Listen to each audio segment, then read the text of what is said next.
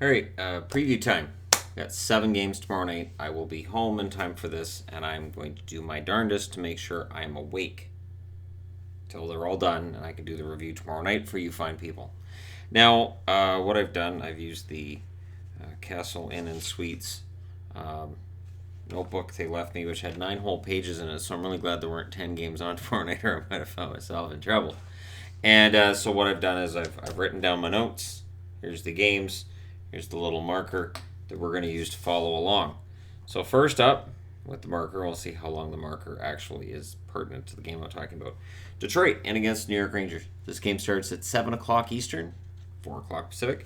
The Red Wings are 12-35-4, so that's bad. Over their last 10, they're 2-7-1. Also not great. And they're 33 points out of the playoffs. They're in against New York Rangers. New York Rangers are 23-21-4, and there's all kinds of rumors about what the Rangers might do and who they might move and who they might keep and what might happen and all this other stuff. They're 4-6 in their last 10. They're 11 points out of the playoffs. The Rangers' hopes, in my eyes, are dashed completely, and we'll see what they do in the offseason. But don't overcorrect is the whole thing I would feel with the Rangers. That there's a danger here of fixing too much. I don't think there's that much wrong with the Rangers. It's funny, for a team that's outside the playoffs, I look at their roster and I go, you know what, this is not a bad team.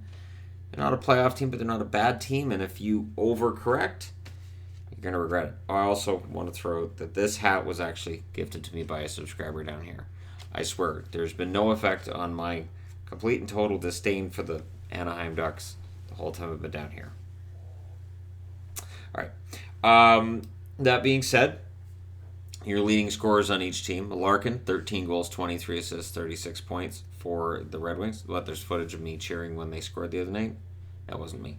Bertuzzi, 17 goals, 19 assists, 36 points for him. So Larkin and Bertuzzi tied at the top of the leaderboard, and Hronek's number 3 with 9 goals and 17 assists for 26 points. Hronek very good on the blue line.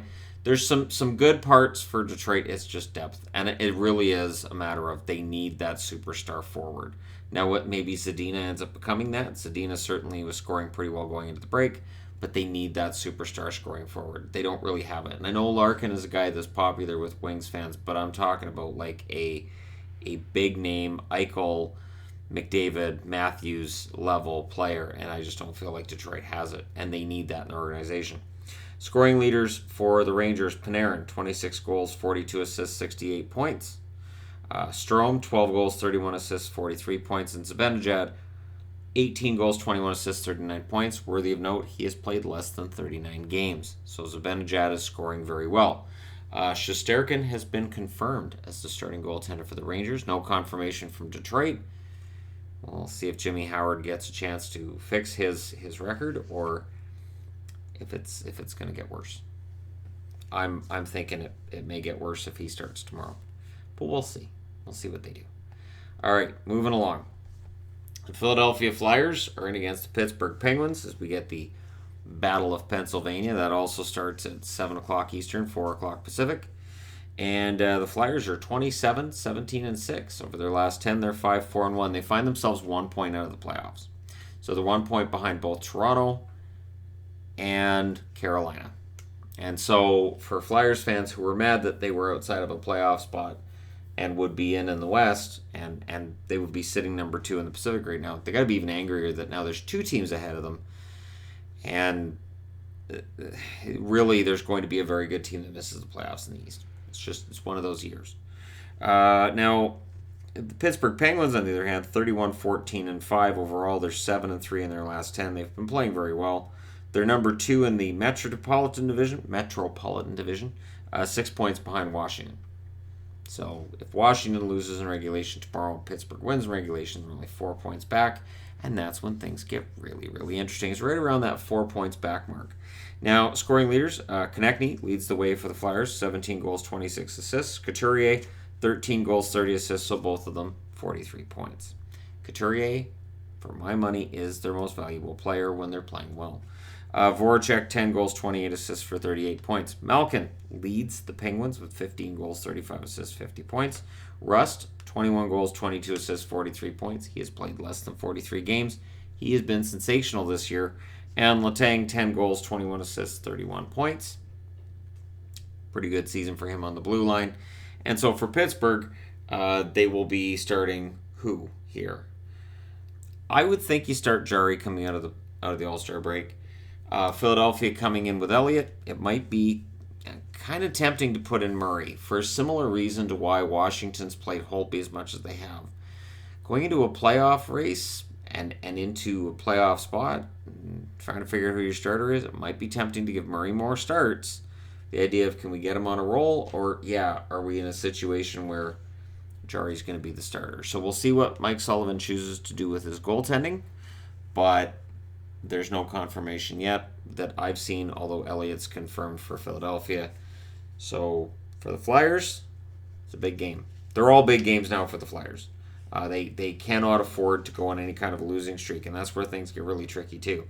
You can lose 2 or 3, and suddenly your whole picture for playoffs goes completely sideways. All right, moving along. Next up, Washington Capitals in against Ottawa. So for the Capitals, well, they're first, right? And this one starts at 7:30 Eastern, 4:30 Pacific, and this is a game that they should win. But there have been games where Washington should win that they've dropped this year, and games they probably should have lost that they've won, and big comebacks and some blown leads early in the season, and Capitals can be kind of unpredictable. That being said, they're 34, 12, and 5 overall. Over their last 10, they're 7 and 3. And they're number 1 in the Metro, 6 points ahead of Pittsburgh. And as I said, if Pittsburgh wins, Washington loses in regulation. See, I knew that was going to happen. I've never moved this marker down, so I've never really used them. Brought it on the trip. I thought, I'll bring a marker. We'll see. And I didn't put up the It's Trap magnet because I don't think this is a trap game. The Capitals really shouldn't be in a position to see something as a trap game when they got Pittsburgh right behind them. So, and 6 points I still consider to be right behind them when it's Pittsburgh. Pittsburgh still terrifies me. The Senators are 18, 23, and 9. Over their last 10, they're 2, 4, and 4. So you can say they've lost 4 out of 10 in regulation, or they've only won 2 out of their last 10. Depends on how you look at it. Scoring leaders, Karlsson, 13 goals, 47 assists, 60 points to lead the Capitals. Ovechkin, 35 goals, now 17 assists, as he says, I'll take the Richard Trophy. And Kuznetsov, 16 goals, 27 assists, 43 points. Kuzi's been pretty darn solid. On the Ottawa side, Duclair, 21 goals, 12 assists, 33 points. We'll see if a really strong appearance at the All-Star game means an increase in his totals. He had been cooled off quite a bit going into the All-Star break.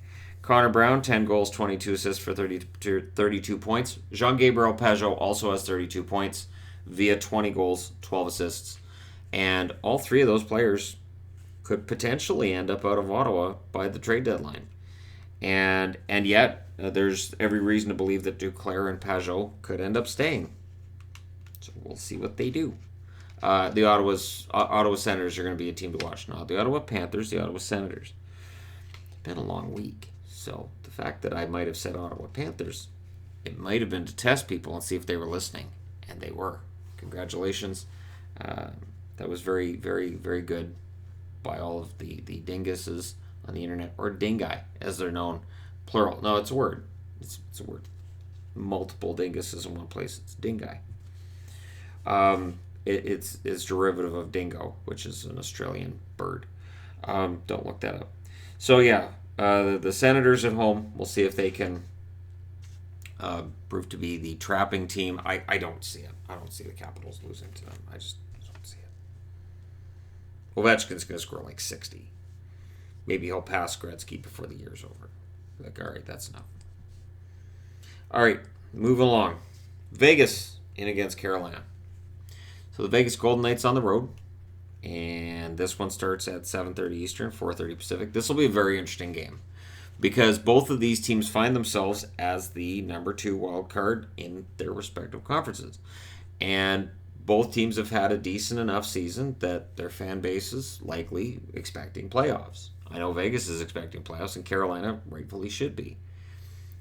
but both teams are in positions where they could fall out. Nashville's coming on pretty strong in the West, and in the East, you've got to be a really good team to make it. So if Carolina fluctuates and finds themselves playing 500 hockey, they could find themselves out. Toronto can get hot, is hot right now, and yeah, we'll see where things end up. Now, Vegas is 25-20-7 overall. Over their last 10, they're 4-5-1.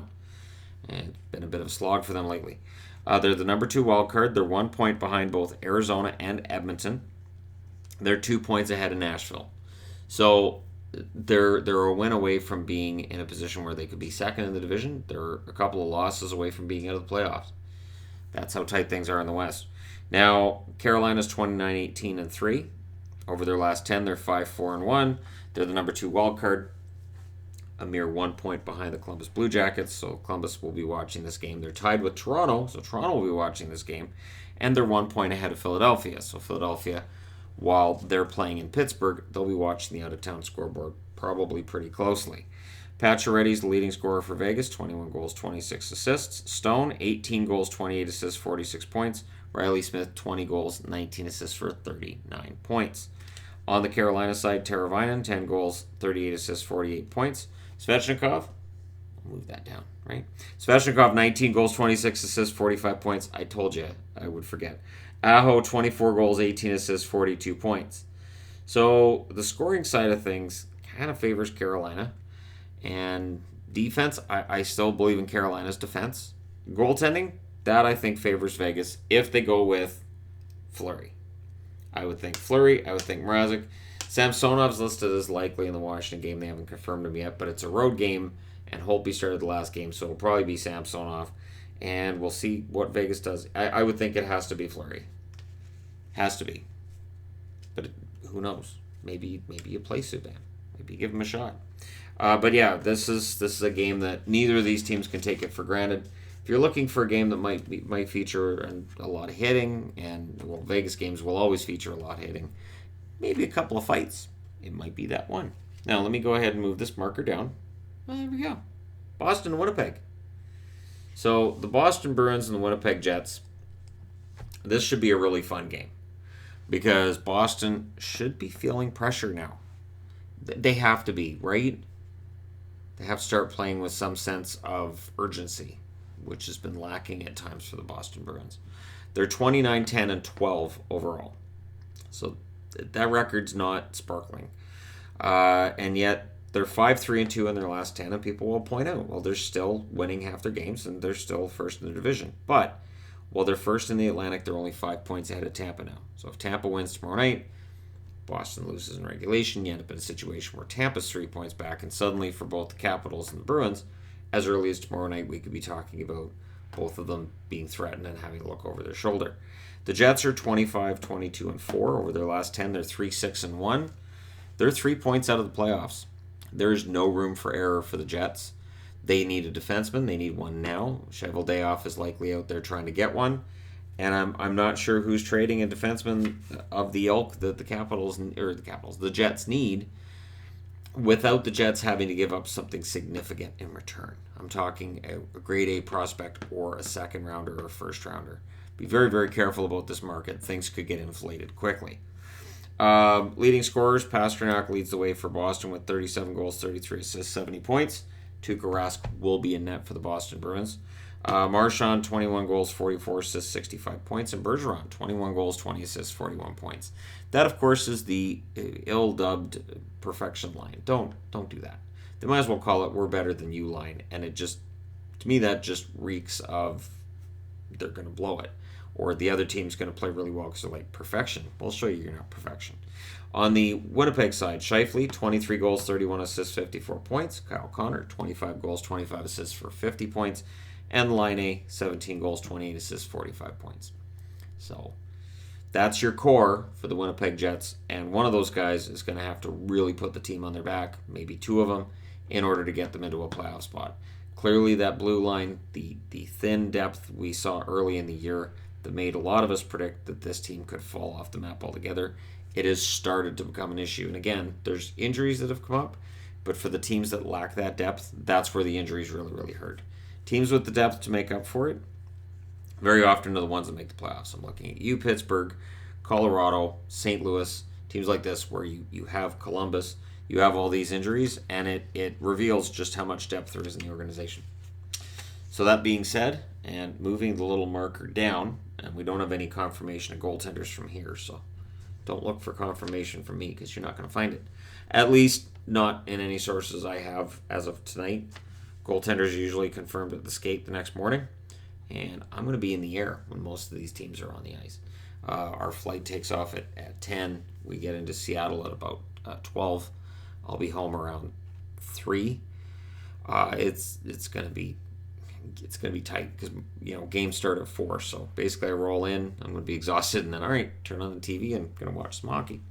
So St. Louis and Edmonton. I will be able to see this one without any trouble. I would think Binnington, Smith. Do you go with Smith? Do you go with Koskinen? Right? Smith's been pretty darn good lately, so I think you go with Smith. The Blues, this starting at 9 o'clock Eastern, 6 o'clock Pacific, will feature a St. Louis team that's now 31-12-8. Playing all right. Not too bad. It's been a decent enough road trip for them. They may not be happy with the end result in Vancouver, but it was a good game.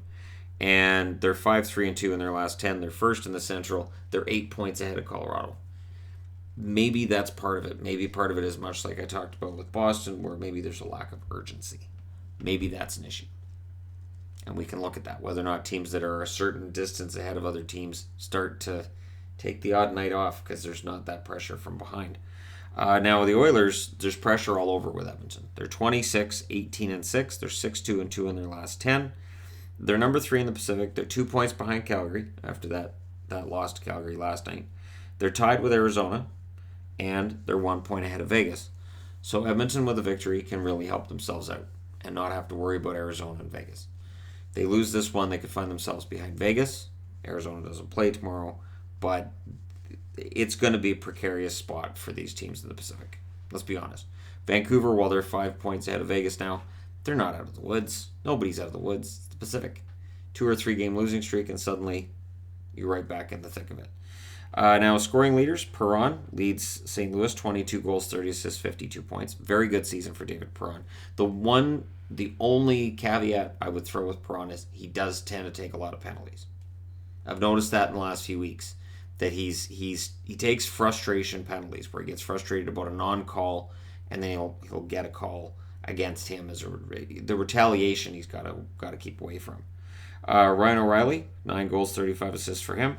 Braden Shen, 17 goals, 25 assists. A lot of really excellent depth for St. Louis. So even though the injury bug's shown up again, I don't have any doubt that they can keep it up. McDavid, 27 goals, 50 assists. Draisaitl, 27 goals, 50 assists to lead the Oilers in the league. I think it's obnoxious. These guys clearly are working together to make sure they have the exact same point totals, right? That's got to be what it is, right? Probably what it is. Nugent Hopkins, 13 goals, 21 assists, 34 points, meaning there's 43 points between Nugent Hopkins and Draisaitl and number 3 scoring on the team.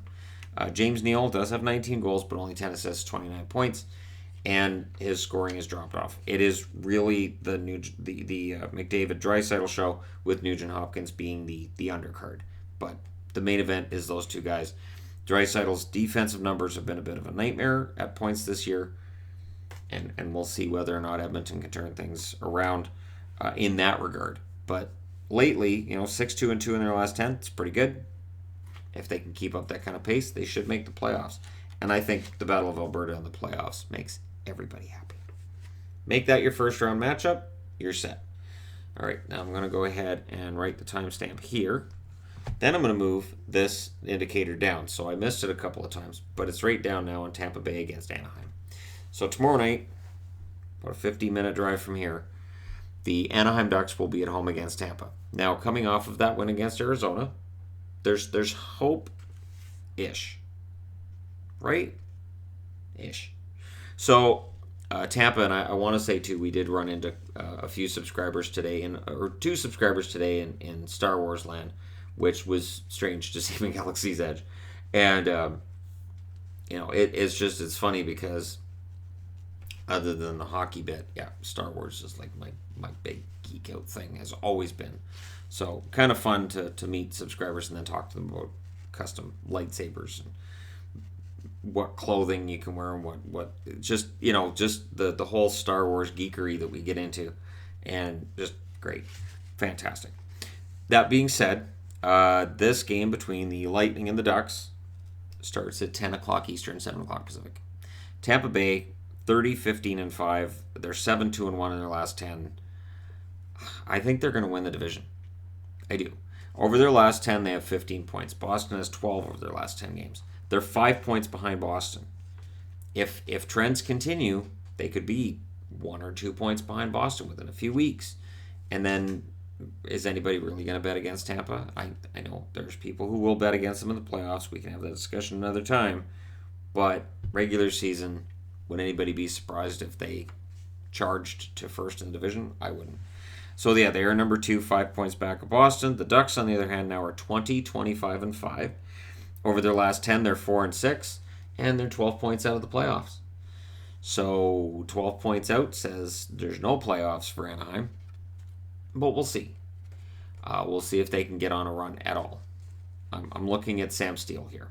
I'm also looking at Getzlaf because they pay Getzlaf a lot of money, and the offense just isn't what it was. Scoring leaders for Tampa: Kucherov, 22 goals, 36 assists for 58 points. Stamkos, 22 goals, 31 assists for 53 points. And Braden Point, 18 goals, 26 assists, 44 points for him.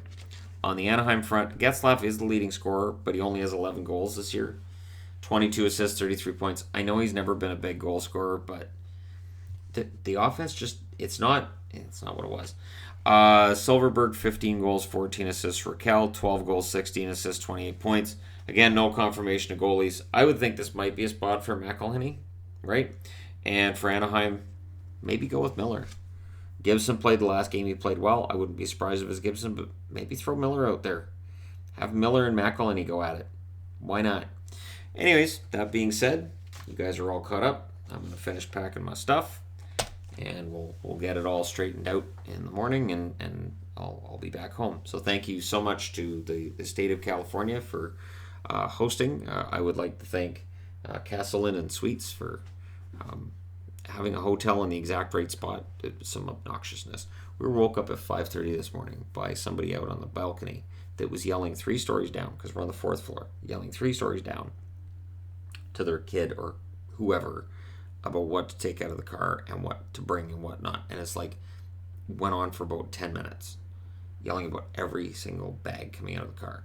And this is after, because there's a bunch of families and little kids, it's not unusual to hear screaming in the middle of the night with little kids and whatnot.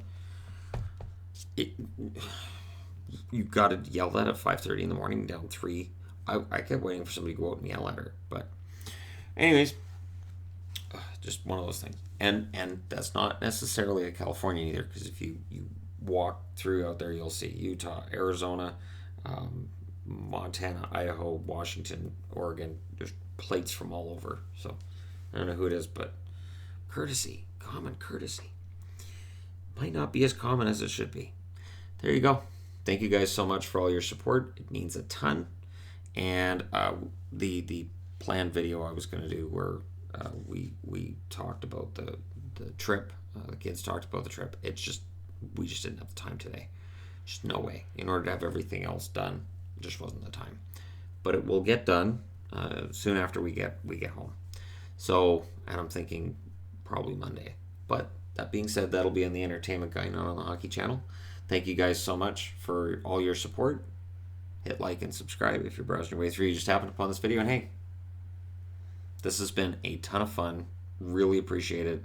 Thank you to all the subscribers who approached me at the game last night and at Disneyland or anywhere else upon seeing me. It's mind-blowing. It really is, to be out in public and have people approach me in a place I've never been. And it's great. And I'm glad people feel that comfortable to come over and approach me. So, great stuff. And I really, really glad we did this. We're going to do this again. So we will definitely be back in California, and we'll be in Vegas soon. So I'm anxious about that now too. Thanks again. I will talk to you guys very, very soon.